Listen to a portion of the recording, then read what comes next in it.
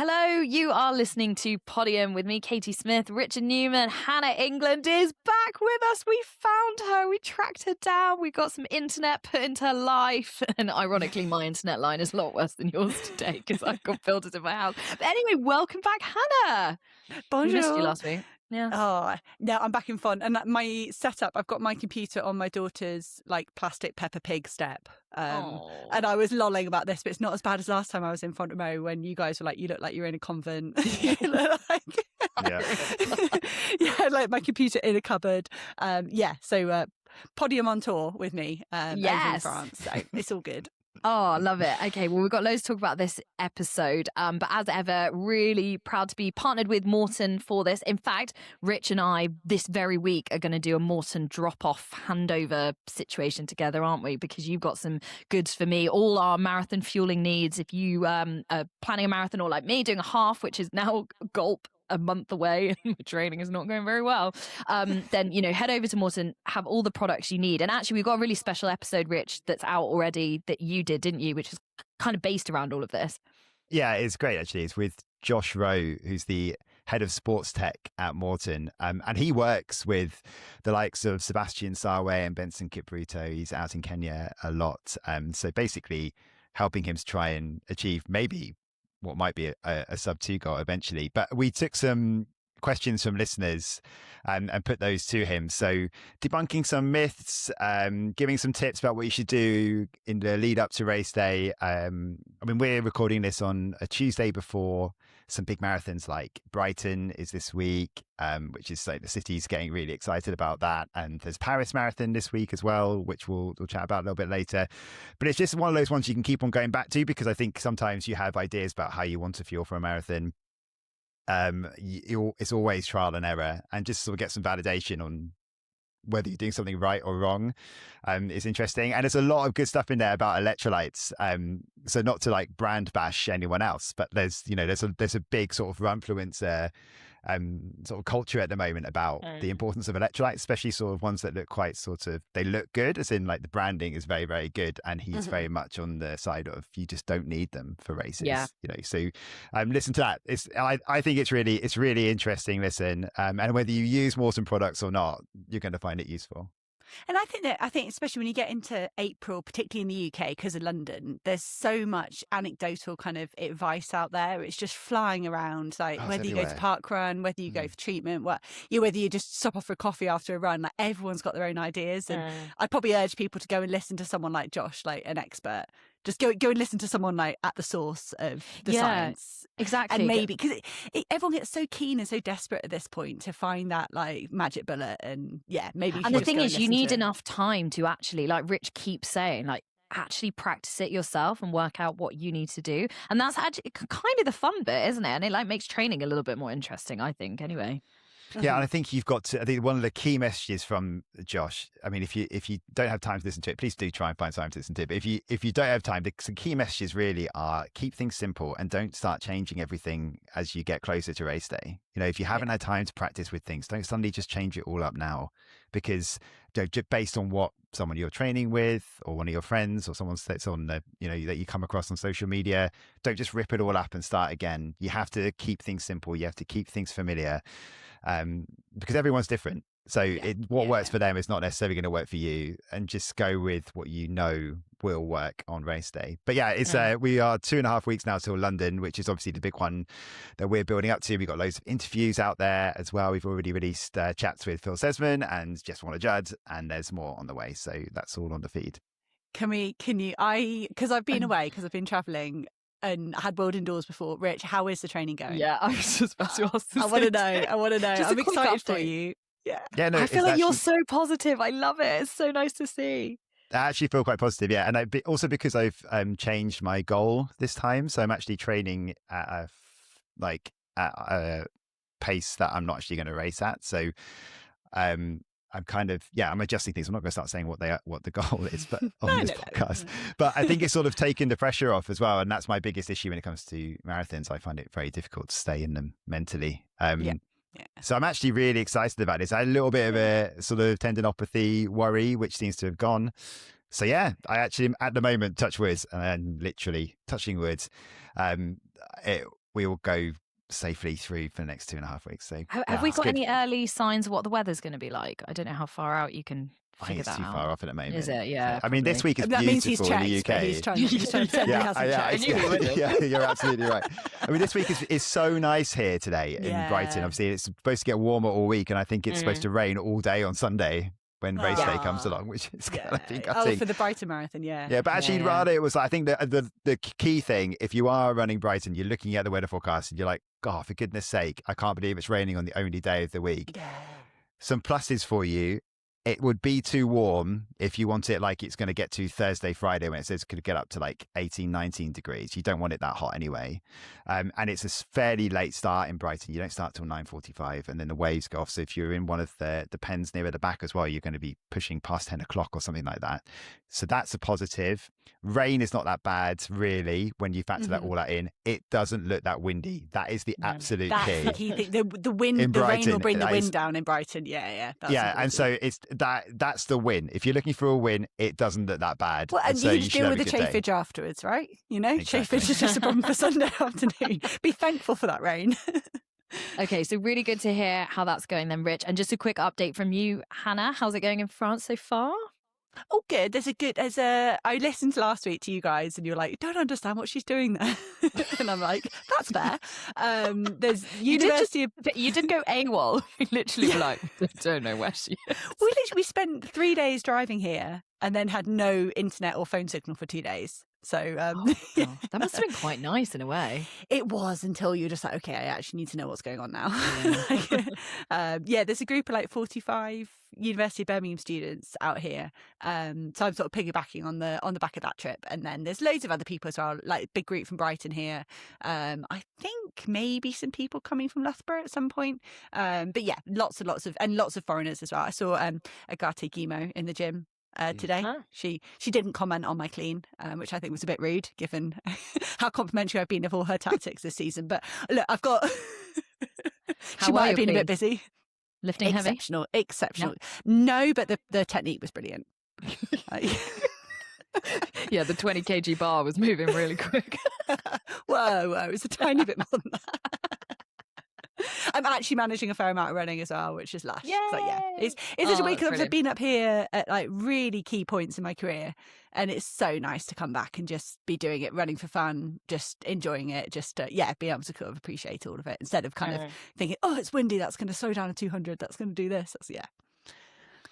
Before we get into talking about stuff, can we just mark the fact that we haven't done on this podcast yet that we have reached 100 episodes. In fact, we're quite a few episodes past it now. This kind of shows how chaotic I think the last few weeks have been because of the world indoors. And I think we hit it like maybe the second podlet. I think it was second or third podlet for the world indoors. 5 a.m. on day 2 podlet. We can be forgiven for not realising. Yeah, which is great because we're up. The century is up. You know, saluting all sides of the ground, and now going for the double 100. Yes. And so thank you to everyone that's been listening and keeping us going, because that's the reason why people are listening. And so, also just a reminder, please get in touch as well. We love getting your emails, and it's really cool for us to hear like what you like listening to, and if you like the podlets and the chaos, or we can try and be more structured. I mean, can't promise anything. Yeah, we can try. And hopefully, you know, our aim is always to try and cover a bit of everything, isn't it? You know, we want to give everything equal footing and bring you those really interesting interviews, particularly from some of the people you might not hear from. So do let us know if there's anyone we can target on the list.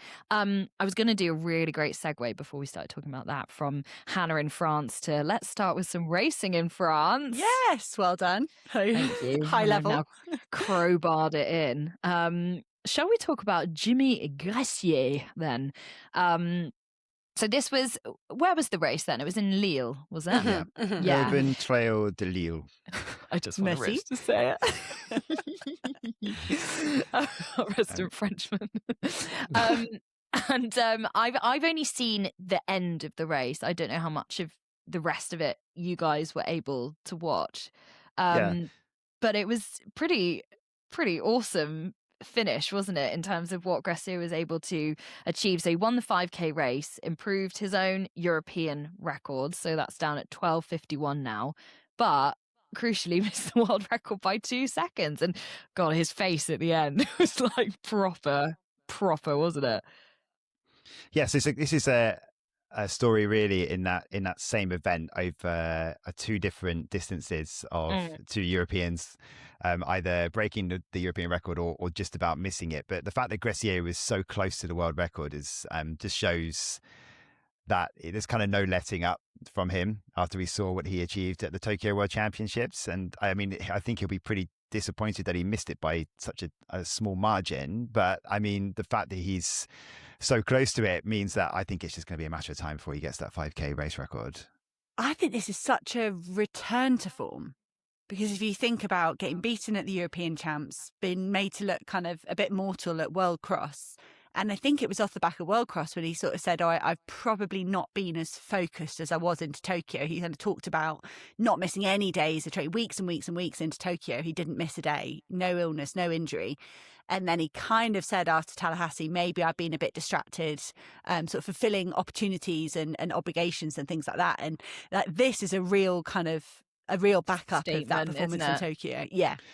But do you remember, Hannah, about how loose he was with his schedule? And I know you've talked about the fact that that a lot of athletes are completely locked into the plan for the year, and then you kind of start to adjust that. I mean, you know, Izzy Boffey's one of those that you're obviously very close to, but with him, he was running road races and then deciding, oh yeah, I will go and do Eurocross. So there's kind of that balance wasn't quite right, was it, between sort of, yeah, like you say, maybe just he didn't take that proper break off of Tokyo, too many commitments, and then kind of wasn't fully focused on anything. Yeah, but we're 3 months on from World Cross, and that's a big training block. That's a big amount of time to kind of refocus and target something. And I think to get within 2 seconds of it is really impressive. But to wear a white speed suit whilst doing it, I mean, if that's not bold Jimmy Gressier, I don't know what is. Yeah, I wasn't a big fan of that, I've got to say. So you were or you weren't? I was not. No, it looked like that's not what you're going to wear at London. Maybe I should. Well, Gressier might work for Newman. If you do let us know, because we need to absolutely get photos. It has kind of like roller disco vibes, doesn't it? Like a white speed suit like that. That's like a kind of like, it's kind of, no?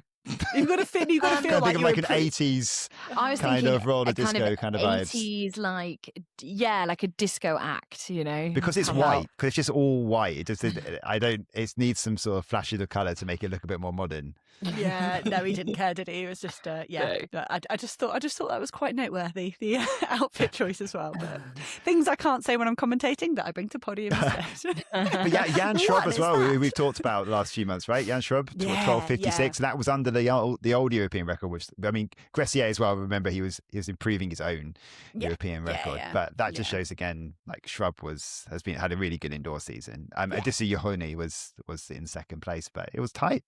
Yeah. No, very good. And on the other side, Nadia Battocletti, so she had the 10K records in her sights, which was set only recently by Megan Keith, and we'll come back to her in a minute because I don't think we've talked about her enough anyway. Celebrate, because there's been so much going on that actually I think sort of stuff that's been going on in marathons or the indoor season sort of overshadowed a little bit, or it's not overshadowed, but there's just lots to talk about, wasn't there? So maybe we sort of skirted over Megan Keith's achievements a little bit too much. But I think she's out here, you know. Is she? Yeah, I've not seen her yet, but I think some other people said they've seen her. So yeah, I can. Sorry, I know. I just remembered that when you were saying it. Sorry, carry on. I can relay all our praise in person if you want. But Battocletti only 1 second off that record of 30 minutes and 7 seconds. I've seen some quotes where she said she was disappointed for like 10 minutes. And then after that, she sort of realised it was a pretty good achievement. But the race won by Agnes and Getich in a Kenyan record. And you were commentating, weren't you, on New York City half marathon, Hannah, where she had a really odd off day. She bonked, like it was a massive bonk, really. Like it was. She was the one pushing the pace. How did she go through? She went through 10K way slower than that, and then absolutely blew up. So I'd be intrigued. Like she must have been sick or something in New York. She must have been if she's in that form and really suffered so hard in the second half of that half marathon. That's what we'd expect from her, isn't it? Yeah, and also just before we get back to that, Cass Belgrand as well, the Olympic Paris 2024 triathlon champion. She broke the French record 30:52, and she's making a few waves when it comes to road running at the moment. Belgrand. So is that we have Alex Yee doing what he was doing at the end of last year, and Belgrand doing some fast stuff as well. And it made me think when sorry, Katie, go for it. No, it's just so exciting across. I know you cover triathlon as well a lot, Rich, and I just love it. And it reminds me of when, when Ali Brownlee won London 2012 and they did all those splits and they worked out, I think he would have finished like second Brit overall in the 10K that Mo Farah won, or maybe third Brit overall. Was it second or third? Yeah, I can't remember. I have no real point to make apart from the fact that there's obviously a very key overlap between the two sports. But I find it really, really like sort of rewarding when you see them really cut through. And I don't know, with Alex Yee, we saw it again. He's pacing at London Marathon, isn't he? Yes, He was talking about that the other day. And when I saw... Yeah, no, go. When I saw Beaugrand doing that, I think Beth Potter still holds the British 5K road record. Who also got a medal in Paris. And I think this like triathlon crossover, I think it's really interesting. I was talking to my sister-in-law about it last week, and she's now obsessed with how much cycling Georgia Hunter-Bell and Keeley are doing. She's an Olympic rower herself, so spent a lot of time in the boat, but a lot of time biking.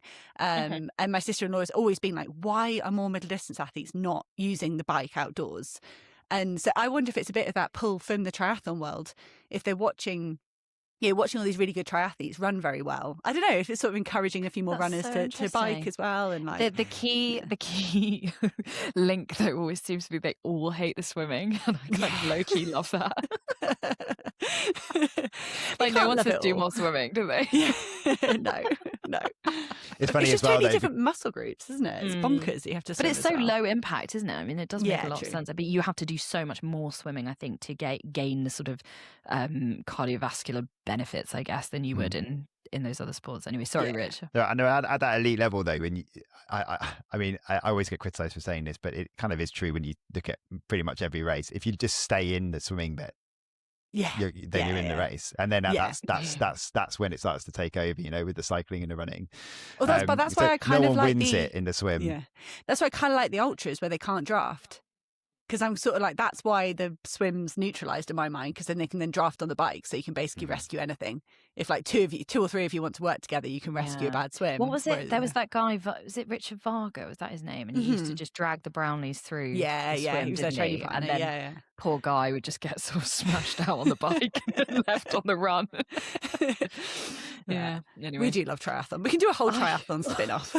Absolutely love triathlon. Right, sorry, where were we up to? Well, I was going to say, Alex.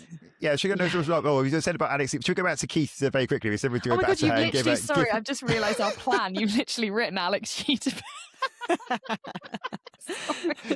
We'll do Yee in a minute. We'll talk about Yee in a moment. But we said let's give Megan Keith her dues because she needs a bit. Like I say, I don't think we've talked about her enough. So I guess, do we think she's turning into a road specialist after what we saw on her half marathon debut as well? Is that something to be genuinely pretty excited about going forward? Yeah, I think, and she's a medalist from the last Europeans in 2024. She's already picked for Commonwealth Games in 10K for Scotland. So I think this summer we could see a double attack on 10Ks in the championships, which would be tough because they're relatively close together. But yeah, no, I'd love to know, is there a marathon debut planned for the autumn? Like it does seem quite an aggressive move, sort of up the distances, and she's brilliant at cross, but she's achieved a lot on cross country, like, go and focus on the roads. And I think when we interviewed Charlotte Purdue, I found it interesting. She debuted pretty young for a Brit at the time. I think she was 24 or 25, which a decade ago was quite young to go to the marathon. And I think we're seeing athletes try it a lot younger. And I would love to see Megan Keith try it sooner rather than later, see if she could make it for LA, sort of that sort of thing. Good segue that, because there's been some updates for London. I love to say I knew I was doing that. but unfortunately, I don't know. We don't know what the issue is with Charlotte Purdy, but she's one of the withdrawals from the marathon. It's just we haven't actually marked, I don't think, the last few weeks about some of the updates that have happened to the London field. So the big one is, of course, Stéphane Hassan is out. And there was always going to be one of the big names that wasn't going to make it to the start line. That usually happens. I mean, you kind of get this dream ensemble, and you know that one of them's going to be taken away at some point. So she's not quite in the right. I think she's basically run out of time to get where she wants to be. Doesn't sound like it's anything too concerning. And it'll be interesting to see now whether she comes back to the track in the summer, maybe races a couple of Diamond Leagues. Do you think she will? Thinking anything about her, Stéphane Hassan is dangerous. She might go back to Sydney. It's a waste of time, isn't it? Yeah, she was one of sort of the banner, like, what do you call it, poster girls for Sydney, wasn't she? So maybe they'll get her back to Sydney. Yeah. Because if she's not being able to do a spring one, she could be ready by August, couldn't she? Yeah, I just wonder whether she'd want to go for a faster one again if she was to do that. So of course, she's a Nike athlete, isn't she? So she'd most likely rock up at Chicago again and maybe try and do something fast. I don't know. I'd love to see her on the track, maybe go and do something at London Diamond League or something like that. Or just be up against Megan Keith at Europe and Nadia Battocletti for 10K imagine Europeans. She just rocks up at Europeans for 10K. That'd be cool. What? I would not be shocked. Obviously, you can't ever be. Well, you got. I'd love that. I would love. And Constanze Klosterhaufen ran well in Lille. That was one of her fastest 5Ks in like 4 years. The German, so we could throw her in that 10K in Birmingham as well. Just we'll start lobbying them. Also out, Tasha Wilson, Abby Donnelly, Mark Scott, and George James. As you said, Katie, Alex Yee's going to be in London to pace, so he'll be trying to pace. We'll do our London preview in a couple of weeks, and we'll go deep dive into this. And we're also going to go and speak to some of the athletes in a few days before, and they'll tell us absolutely nothing because they'll be full of nerves. They'll all feel good. They'll all be after a great race. Yeah, not want to commit to anything. But I mean, Emil Caresse will surely be going for the British record. He'll be going for the British record of 2:05.11, which is held by Mo Farah. And after Caresse paced Yee for a big chunk of the Valencia Marathon to that 2:06.38, which is second all time UK, Yee's going to return the favour for Emil. And you imagine Phil Sesman might jump in for something ambitious, I think, as well. Just watching his videos recently, I think he's with the Phil. I mean, if you haven't watched the Phil Sesman YouTube videos, it's always a good watch in terms of getting an insight on what he's really thinking. But I think after we spoke to him as well, I think he's going bold at the moment. It's kind of go big or go home. But British record very, very much on. It's like seeing Alex Yee do that as well.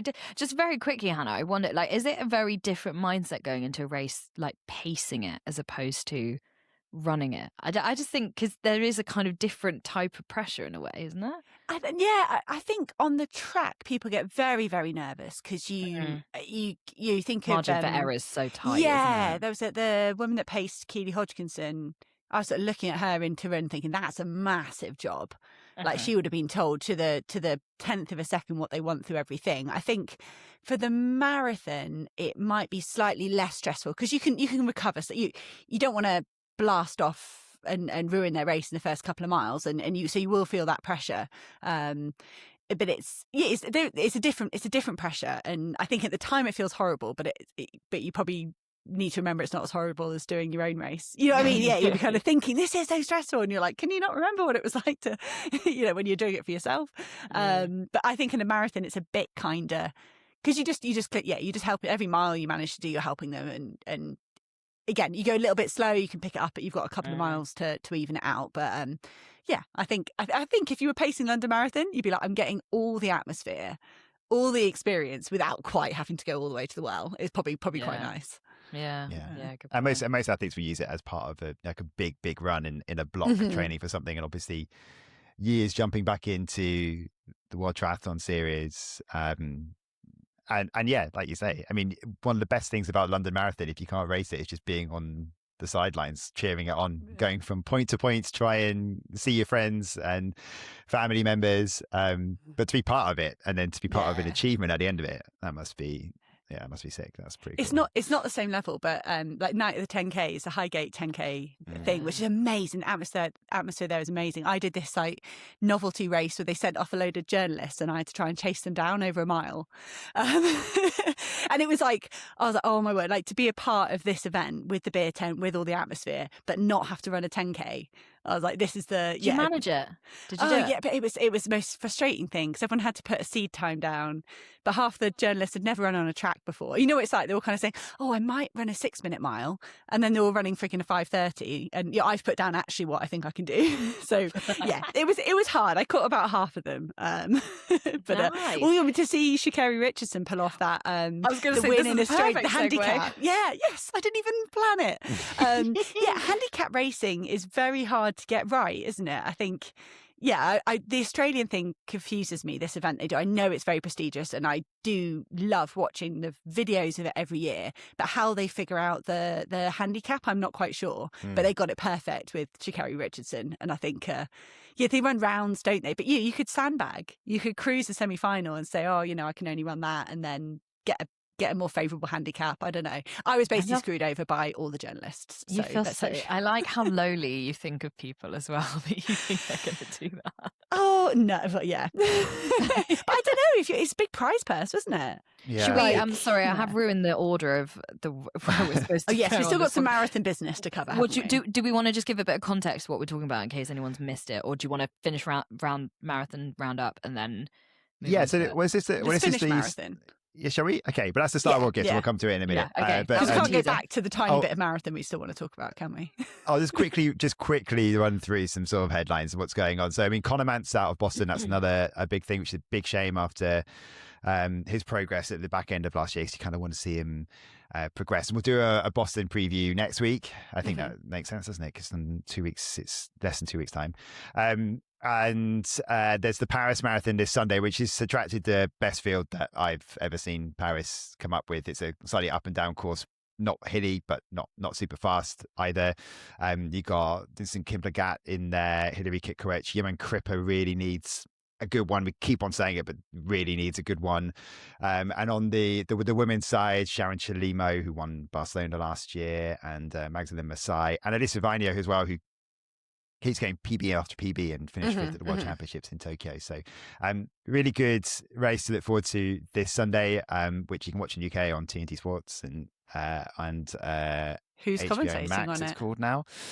Are you commentating on it? Yeah, I am commentating on it. Yay, Yeah. there we go. So that is this Sunday. It's early start, so it gets underway at 7 a.m. UK time. Okay. But I just wanted, before we sort of move on back to the Sha'Carri stuff and the handicap races, which are really interesting, and I kind of want to go down a whole nother tangent on that one. What do we think about the fact that there's a really big talking point about the Paris Marathon, because it's one of the major city marathons? It attracts, we're expecting participants of around 60,000 people, so it's huge. But they've decided, and look, we're all going to be in favour of sustainability, no water bottles, no cups of water, which is bad enough, to be honest, if you're running a marathon, having a cup on the water. We're trying to master that. I don't think anyone ever properly manages it. But if you're in the masses, also in slow mo, that's the best thing to watch ever. You know, when it just yeah. And no one's ever going to look good doing it. And the trajectory of the water is just so off. Like, how did you ever think you were going to drink that? Sorry. Yeah, exactly. So there are no water bottles or cups, and what you have to do is you have to go to these hoses basically and fill up your own cup or bottle that you're taking with you along the whole way. And so I've started doing my prep on this. So they've got 43 water stations plus 24 at the start and finish. They've got 550 volunteers there to try and help them fill up that water. But if you are a sub 250 runner, which is fast, but a quite annoying cutoff if you're in a certain level of running, I would say, which I'll come back to in a minute, you can actually do what the elites do and have your own water bottles on the tables, as long as you dispose of them sustainably. So basically, you're going to have to pick it up from a table, throw it back to one of your mates, family members or something.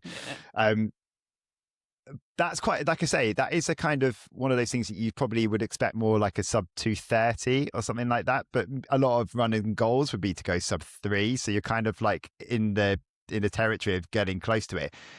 And you'd have to carry your water. You'd have to carry fuel all the way through if you want to run fast.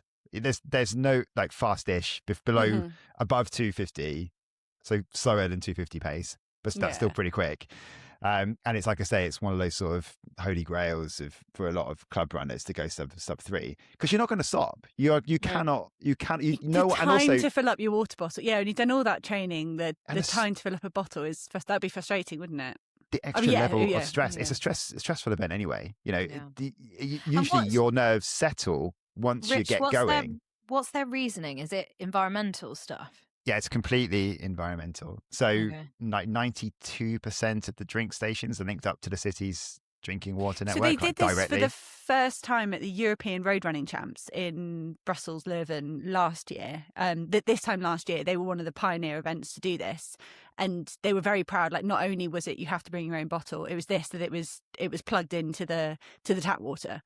So just the sort of sustainability, the effort to get water on the course is much more sustainable if you're tapping into what's already there. And they say, I spoke to the organizer of that for another project with European Athletics, and he said all the athletes were generally quite supportive of it, like the mass participation athletes. And and that was everything. They had a 10K, a half and a marathon there. And people were sort of, I don't know, but then maybe you only listen to the feedback you want when you're passionate about sustainability. But yeah, he just felt it was really important to do that and not have all that waste. Yeah, I mean, I think that if you're running anything sub 4, you're probably not wanting to stop at any point of a race. I mean, ideally, in an ideal situation, others will have run walk strategies as well. So it kind of like works. It might work for them. You just do the walking part at the same time as you go through the drink station, have a little sip of water and move on. But you cannot. I mean, you have to run faster than goal pace all the time to stay on goal. But do you think it's like when people put an open bar at a wedding and then you get annoyed because people don't finish their drink? They just go off and get a drink and then leave. I always remember my uncle being so irate at my cousin's wedding. It's like, look, these half pints lying around that I've paid for. Do you think it's like that? Like if we put unlimited water on, people just take it willy-nilly?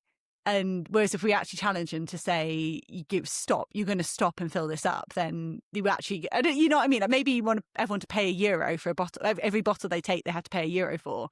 And then they suddenly be like, okay, I don't need a tiny bit. People are already paying so much to be involved in events like this. Yeah.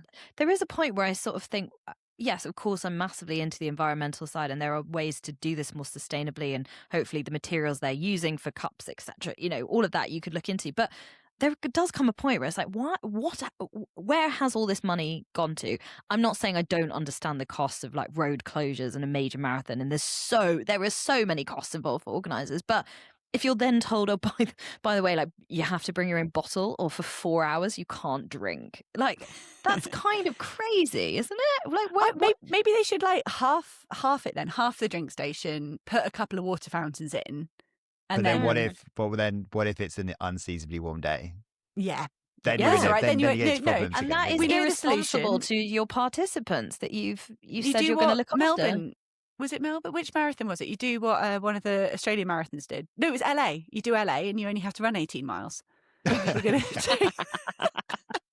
It does reduce your value for money, I mean, it's an issue because this is the one unsolved thing that marathon or road racing has not solved yet. It's how to do water sustainably, because this has gone so far one way, and we've had the controversy in Brighton half last year. I don't know if you remember, where they were picking up cups of water again and refilling them and giving to other participants, which is not great. And there was a big apology after it, and it didn't get replicated this year. Good to hear. But but I mean, there's, I don't know, you can keep on going around in circles. It's one of those ones you could talk about for ages, but you should be pretty well hydrated before you get to a marathon anyway. That's again another plug for Josh. Yeah, I was going to say, I'd be interested to know. Yeah, you should always drink to thirst anyway. You don't want to get to a point where you are downing water anyway, because it's kind of there's kind But of a we need point to that you've got to remember where you shouldn't have got to. the level of people doing a major marathon like that won't have that information. And as much as we shout about it on here, they, it's your first marathon. There's a lot of people that are just so naive to it. They expect the water to be there. They probably need it more than they realize because they're probably not hydrated enough. And then it's not there, or they don't have a way to access it. If they don't have a cup or whatever. I think it's bonkers. Anyway, if one of us can come up with a solution, then we're probably going to be set for life. So you need the pacers with the big flags on the top. You just need one of them to be like good enough to have like a tank of water as well. And then they can like fill up your water for them. Yeah, you see all these like charity world record attempts with like people like with a fridge on their back or something. Just put some water in it and actually be useful as well. Yeah, don't just carry an empty fridge, guys. Put some recycled bottles in there. Put it back in once you've had some so the next person can use it. Anna Brighton, and then you'll be all right. It does look warm actually in Paris this weekend. Goodness me, it's going up to like 25 degrees this week. Oh, wow. We can move on. Okay, thank you. That is marathons done. Over to early season sprinting. I feel like the sprinters start earlier than anyone else. Like there's always crazy times in America in April. It's we've had a fair lot of that this week. It's a funny time of year, isn't it? It doesn't feel like we had the Murray Plant meet, which was obviously straight after the World Indoors, and now we kind of have nothing for a while, do we? Nothing of major note anyway until we've got a month until, in theory, until the Diamond League starts, which we don't know whether it's going to take place yet in Doha. Yeah, as things stand. Yeah. Have we got and then the Chinese ones are a little bit later this year, aren't they? The Diamond Leagues. Yeah. No, it is a kind of quirky time of year, and I think if the sprinters haven't done indoors, then they need to kind of figure out where they are and show some form. But then it was crazy to see Kashane Thompson, who went to World Indoors, kind of did a full indoor campaign, already out running a really quick 150. So it was a world best on the bend, because Usain Bolt's done faster in Manchester, hasn't he, on that street race? Correct. And there's a meet in Adidas do a meet in Atlanta as well, don't they? Where I think they do a straight 100, a straight 150. So this is the fastest ever 150 on a track. Will that be the nichest record of the year? Probably. It is quite niche, isn't it? It's just the fact it needs qualification. When I saw the time, and you do stop for a second, don't you? Like, what distance is that? I'm trying to work out how good that is. Does it mean? What is that? But he Should we go was back to Sha'Carri though? Yes, yeah. Do you know what? That's a good idea. Right. So we sort of touched on this before, but what's the best way to explain this? So it's a kind of fun. I don't like. What's the legacy of it? How long has it been going on for? Do we know? It's been going on since 1878. Wow. It's been a while then. This is one question I was actually prepared for. At least it started that way, and it sort of kept itself as like the richest sort of sprint race in Australia. So you think, why has Sha'Carri Richardson, if you look at the pictures, if you don't know anything about it, why has Sha'Carri Richardson turned up to Australia for sports day, on what looks like a sports day? This is on a grass track. It's slightly uphill, not much, but there's a little gradient. And racing over 120 meters, it's even more niche than the Kashane Thompson we were just talking about with the 150. And with we're giving everyone else a 9-meter head start. And the answer is because you win $27,600 for it, which is about £21,000 for one race. So it is that's a pretty decent price per. So that's the answer to the question. Why was Richardson there? Yeah, okay. Watch it and then come back and listen to this, because the overhead shot that they do of the race is so cool, isn't it? To see the staggered start and how, I don't know, her pacing works on it. And so everyone's staggered differently, aren't they? So this is kind of the point you were touching on, Hannah, with that race that you did against the journos that all lied about their times, but it's kind of based on what people can do and their speed. And have they raced before you get to that point where Sha'Carri comes in? Do we know? Or they just have to submit? They do. They have to. It's like a 2-day event where you have to qualify through to that final. And again, I blame being busy out here and we're all, but I still don't quite understand how they figure out that stagger, but they Christian figured Coleman it out. Like, only got to the semis. Yeah, I think. So his stagger was wrong. No, I think he made a final but didn't win. Is that right? Yeah, or something like that. So it's, again, like, this is what I'm saying about sandbagging. Like, if you're Sha'Carri Richardson, Yeah. do you cruise the Call it what it semi-final, is. do enough to make the final, and then give yourself a bit of an easier... I don't know how they do it. And they can't just do it off personal bests, because you might not be in... Maybe they do just do it off personal bests. And yeah, and that's tricky, but you've got to just own that. Like, you know, if you're not quite in your best form, then whatever, suck it up. But it's because Zoe Hobbs won a sort of handicap race in New Zealand as well, a similar sort of one, and she managed to pull it off. So what a spectacle. You know, it doesn't punch through to any of the statistics in our sport. It doesn't align with anything else that happens in athletics, but a fan spectacle. It's very, very cool. And Australia are pretty good at these kinds of things, as in I do think they're a country that likes to be a bit innovative. And I don't know, from a tennis perspective, Hannah, if you saw the 1 million point slam. I can't. What did they market it as? It was something like that. $1 million slam, wasn't there? $1 million slam, and they brought it into the Aussie Open for the first time this year. And it was amateurs up against pros, and they had big names involved. You know, Sinner, Alcaraz, whoever. And you had to play 1 point of tennis, and if you win, you stay on, and the finalist can get $1 million for winning. And it was some random guy. I mean, I think he's pretty good at tennis, but he's not a pro tennis player, and he won. And I think they thought it might be a little bit gimmicky, and then actually once it happened, people got so into it, and the pros got into it. And I actually interviewed, she's called Joanna Garland. She's a British player who's just outside the world's top 100. I interviewed her the other day, and she was the one who was beaten to the 1 million that sort of final, I guess you'd call it. And she was like, it's kind of crazy because everyone, you know, the story was great and it was an amazing achievement for him, and I think the product that they created was great, but she was like, there was part of me that's thinking, you know, a player outside the top 100, life is not as glam as everyone probably thinks it is, and I don't earn it, you know, I earn a fraction of the top girls and guys. She's like, if I won $1 million, like, I could have changed my family's life with 1 point of tennis. And it's just like, wild, isn't it? Anyway, sorry. The drop. No, it's they do an Australian handicap mile or 2K as well, like an endurance equivalent that I think Stewie McSwain won in like spectacular fashion, again because all these clips do very well on social media.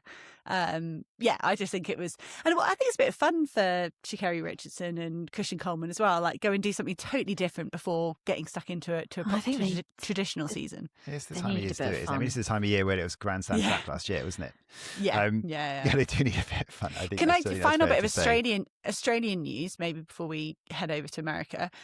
Jess Hull just said she's going to try and win the 8, the 15 and the 5K at the Australian National Championships. Wow. And she said she was talking to her dad, like, oh, that'd be kind of fun. Like, maybe that's the reason why she wasn't at Maury Plant as well, when she's getting ready for that. But you should redefine fun. Like, well, that's going to be, I don't know the schedule. I don't know how many days the Australian Champs is. I think it's normally only 2 or 3 days. Wow.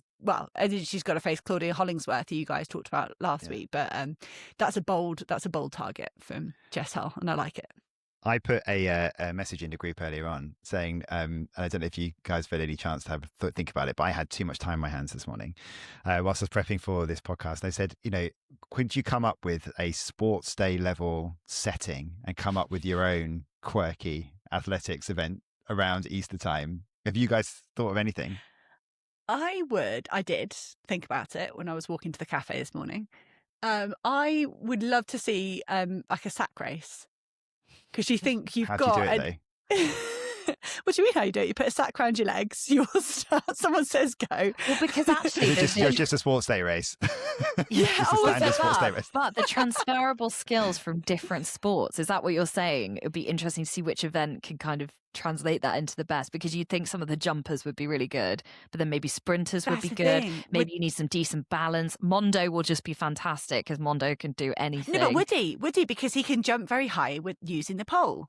And it's like, do you basically need a high jumper because they have to generate so much spring, or a long jumper, like independently with yeah, or triple jumper because you got to do it again and again. And exactly. Again. This is my point. Do you standardize the sack size? Like, do you get your own sack that comes exactly with your hips, or do you have like Thea Lafond in the same sack as Pedro Pichardo? Like, that's not fair because it's going to be up, you know. And I just think there's. I think I would love to see, a representative from each event do a sack race and then see who was the best. Yeah, Well, I went down was that not the question, Rich? Or did I misunderstand the task? So I went down a rabbit hole, Easter pun, and came up with the Kipyegon 1500 meter extravaganza. And No. then the idea, Easter themed. The idea was, because it's the time of year where it's a bit quieter, right? Yeah. So my idea was so it's Faith Kipyegon in a 1500 meter race, but you have no one that has a faster PB than, I don't know, something like 4:15. So they are in the race and they can get they are given their handicap as well, but she's got to run the first 400 meters as an egg and spoon race. And then she catch them up. Now I put this into AI and it said that would be too easy for her or something like that. So I was like, oh, right. Okay. Well, basically the better way of doing, oh no, it would be too hard. It's too impossible. Yeah. So anyway, and it was working out all the simulations. Like, I can't even believe there is a simulation for this, but okay, I'm going with it. The better solution, just staying with the sports day theme, because I just want to keep with it. It has to be on a grass track still. Is to maybe skipping, because that's quicker obviously than an egg and spoon race. So she has to skip with a skipping rope round the first 400 meters. Then she can throw the skipping rope away, and then she can go and try and catch everyone else. We up for that? That'd be pretty good. I'll be up for that.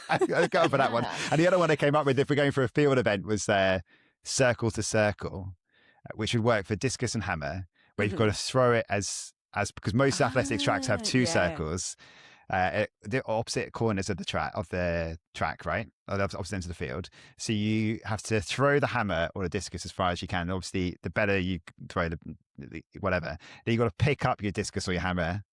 And a hammer is obviously heavier, and then you've got to carry that. You've got to run all the way to your next circle to the finish line. So you throw plus a run. I like that. Yeah, and I was thinking That's fun. in the men's event in a discus, Lawrence Okoye would surely win that because of his NFL background as well, and the power that he'd have to run through for a dash, which would be, I don't know, It's by very that all point, rounder, that, isn't it? 50, 60. Yeah. And then put Cameron Rogers in the women's event for the hammer. Yeah, well, because I was thinking. Well, I was just thinking about how much I love those team event type meets, where you end up, what was the famous one where someone ended up doing the hurdles just so that the team picked up a point? Oh, European team champs, Yeah, Julian Volkwam of Belgium. Yes, yep. I didn't love that.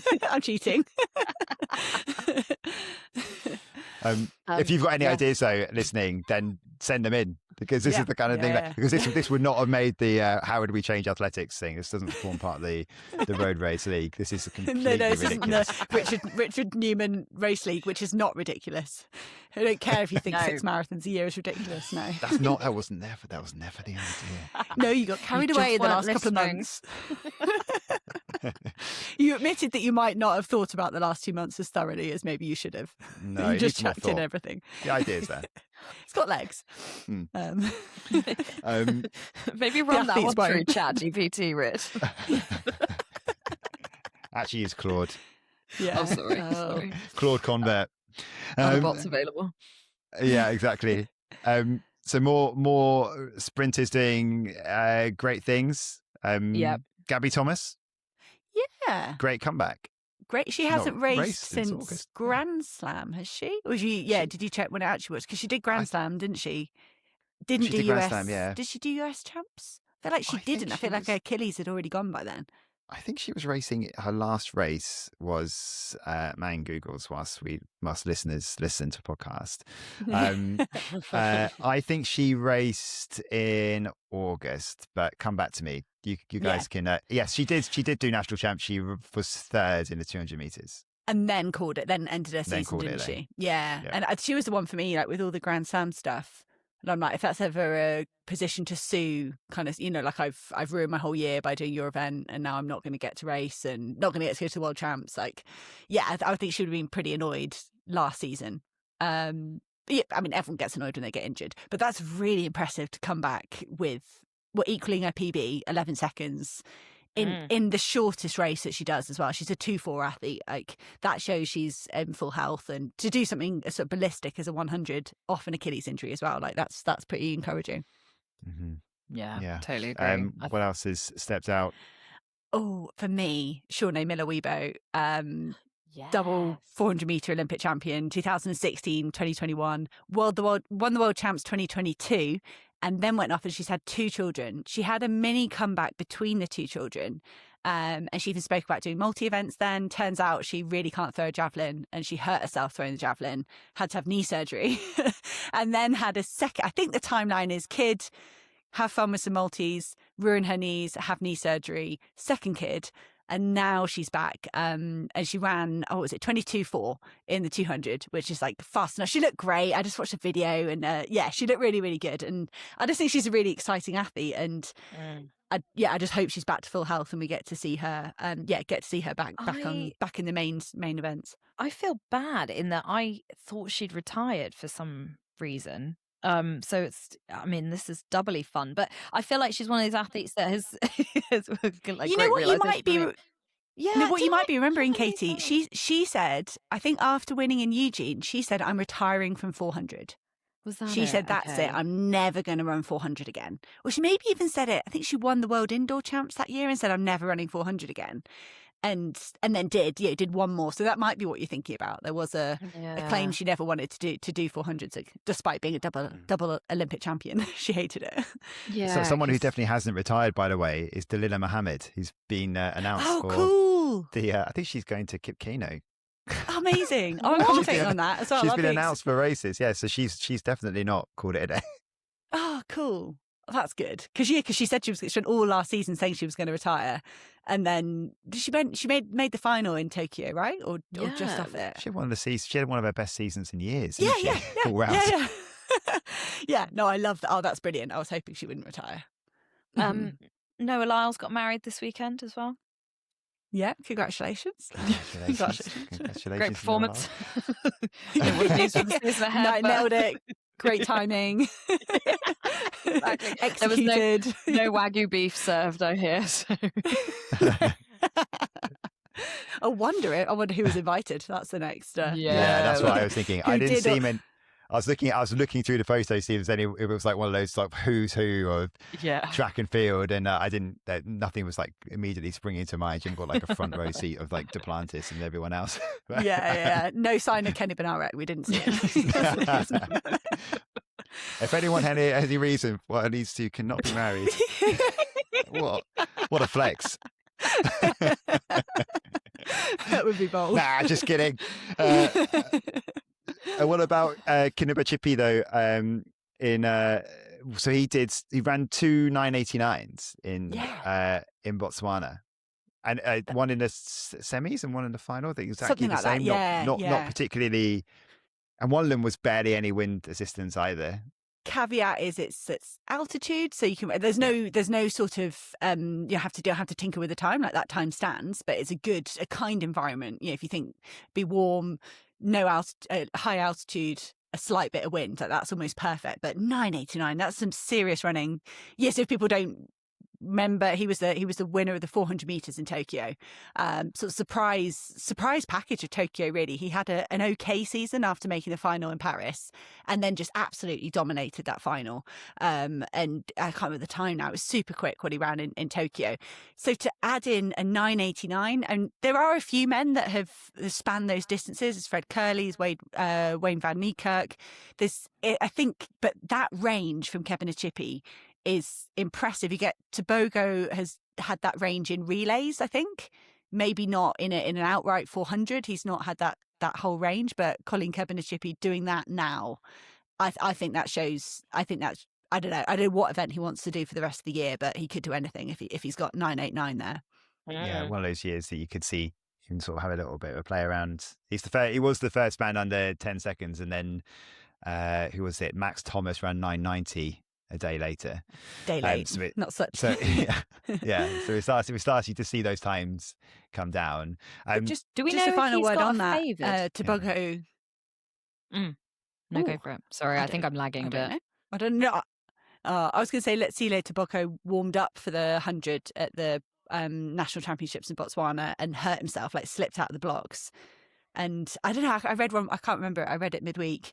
It sounded kind of dramatic, like he got like carried off the warm-up track. And that's a real shame because he struggled with injury at the start of last season and then just started turning it around ahead of Tokyo, and then false started in the 100. Yeah, it wasn't a smooth run for him last year, let's see Tepoko, and that's just, I don't know, it'd be a real shame if he's hurt himself now, sort of just on the start of the next outdoor season. Before we go, can we talk very quickly about the fact that the bid's officially been put in now for the World Championships in 2029. So London is in. So also going for that, Rome and Munich. I think Nairobi's in there as well, but also going for 2031, and there's India too. But it's a while now since Keely Hodgkinson criticised West Ham for, or had her social media comments about winning more medals than West Ham will win, and she's right. Probably. She's not wrong. But they made it through to the. Oh no, they didn't. They got beaten by Leeds this weekend, didn't they? Yeah, they got beaten by Leeds. Yeah, they nearly turned it around. Nearly did. Yeah. But does it? I mean, this reported objection from the club. Does this need? I know World Athletics really want the champs to finish the season. That's what they want. That's how they want the seasons to look now. In non-Olympic years, that it's the final event. There's an ultimate sort of world champs. But does it really need to be in September? And do we really in UK want a world championships in September with the way the weather can be? Why can't it be? If you put a UK champs where you'd want to put them, you put them sort of end of July, beginning of August, wouldn't you? In terms of weather, if you're talking about weather. So why can't it just solve the problem and put it where it makes most sense from a climate point of view, and it doesn't clash with West Ham then? Because I think the issue is basically the follow-up to Keely's sort of slam of West Ham is the fact that they're sort of been so poor over recent seasons that actually they could get relegated. And if they get relegated, they would then have to play in the EFL, which starts a week a week earlier. And there's more games. So you're going to have to play, you start the season with a bang. You play Saturday, Wednesday with the League Cup as well. So, I mean, does it have to, should there be more flexibility? I get the idea, but depending on where you are, surely there needs to be a bit of movement. 2017 was August into September, wasn't it? It was fairly normal, like when we used to have. It was definitely second half of August. Was it? Yeah. Just so. Obviously, West Ham hadn't moved into the stadium at that point either, so it was completely within their own sort of control, wasn't it? I just don't know. I get the idea. I know it's a nice idea to finish with the world champs, but I just don't think it's necessary if it solves the problem. I do quite like the season ender to be the world champs, because I think there's something a little lost in returning to Diamond Leagues afterwards, and I always find it a little underwhelming personally. At the same time, I can see the flip side of your argument, Rich, definitely, but also the argument that often you can get big eyeballs on the world champs, and then people are like, oh great, I still have some Diamond Leagues to watch, and I now know that person, or this guy who I really liked running in London, now I can watch him run in wherever, name a Diamond League. I literally can't think Zurich, of Zurich, Brussels. Zurich. God, I was like, name a city. I mean, I wonder with this sort of the ideal season that World Athletics have mapped out, and then if you're stubborn about that September, how many kind of big cities will you rule out by the fact that some of their biggest stadiums are also football stadiums? And so are you sort of shoehorning, you sort of cut your nose off to spite your face if you're going to rule out, I don't know, again, you guys know the football season in Europe Rome would better be in a than similar position, wouldn't it? Then? Yeah, so you've got definitely. Roma and Lazio have got to play at that same stadium. Germany, I don't know if those big athletic stadiums in Germany are shared with football. Munich's stadium is Bayern Munich's old stadium, so that's okay. So that's okay in that situation. If you're limiting yourself in European terms to big cities that have athletic-specific facilities that they don't share with a football club, then I don't know. Yeah, I don't know. I think it's a bit of an impasse, isn't it? Like, you're really limiting which cities are going to want to bid for this if they have to have a dedicated athletics arena that's going to be as big as you want a world champs in. It's different for a Diamond League. You can probably get away with a slightly smaller stadium, but for world champs, you need a football-sized stadium, really. Yeah, and I'm also thinking about the fact that as Katie, the international break in September, that's the first one of the season. And actually it's longer now. It goes on for like 3 weeks, I think, from the start of next season there's like a 3-week international break, so you sort of drop one, so it goes through from I think it finishes on the 12th, 13th or something of September, and then you've basically got a long break from league action, which would suggest to me that the bid actually is going closer to the start of September rather than what we saw in Tokyo and what we're going to see in Beijing, where it's closer to where it finishes closer to the end of September, which would kind of make sense from a weather point of view in the UK. But then also ticket sales. If you're eating into when school starts, you're going to get less kind of families turning out for those day sessions. If we could have it, and that's why it's so good in Britain to have it in July and August, that whole families will do a day out. Again, and I know that's not a British specific thing. That's a lot of countries. You sort of, by holding it in term time, you're then ruling out, and maybe parents would rather take a day off without their kids and go and watch the athletics. But yeah, you are kind of limiting that. And for international travellers, if you build it into a summer holiday plan, you come watch a week of athletics and then you spend a week in London, or, you're putting back into the economy in other ways. Like, that's going to be quite important for, the cities that bid for that sort of stuff. I think that's, something to bear in mind as well. Yeah, I don't know. There's no really obvious answer to me. I do like it at the end of a season, personally. I think it makes so much sense that, working towards it for a narrative perspective. Yeah, no, I think you're exactly right. The narrative is perfect, but then practically, does it mean we're forever going to be going to places that, don't have this clash, and then that limits the variety of nations we're going to go to, or venues we're going to go to? Yeah, that's a good point.